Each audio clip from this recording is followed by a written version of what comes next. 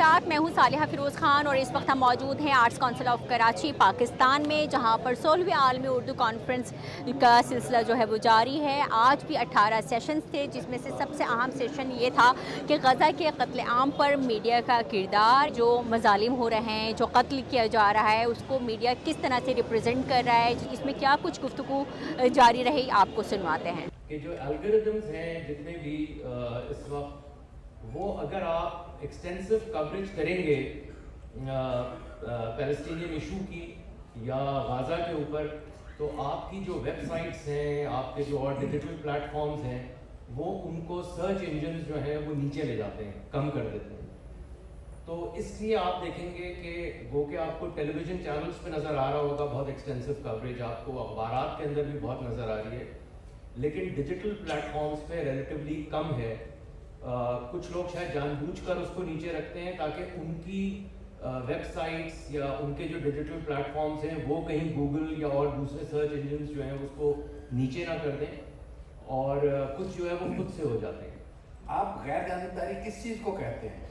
एक जालिम अगर जुल्म किया जा रहा है और एक मजलूम जो वो जुल्म सहता जा रहा है, तो उन दोनों को आप बराबर किस तरह ट्रीट कर सकते हैं?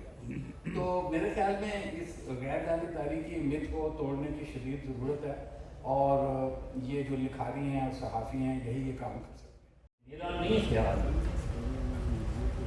कि मगरबी मीडिया गज़ा के मसले पे आज़ाद है।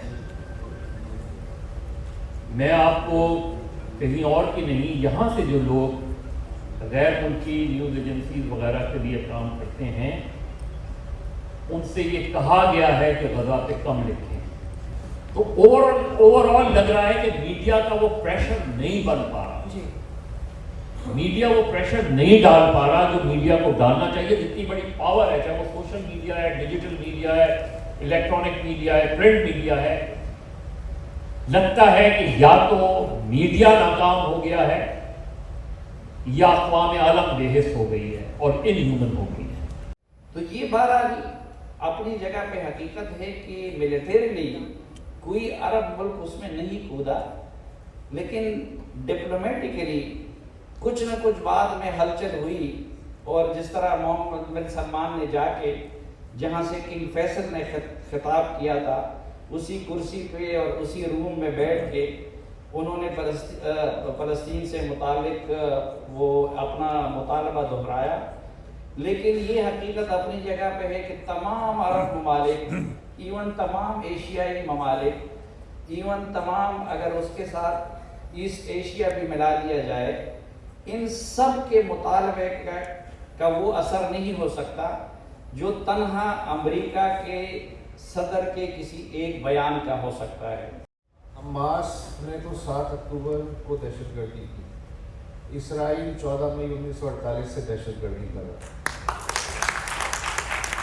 तो इस परिणाम में रख के आप जितनी मजम्मत जिसके कोटे में आती है आप मुझसे ले सकते हैं।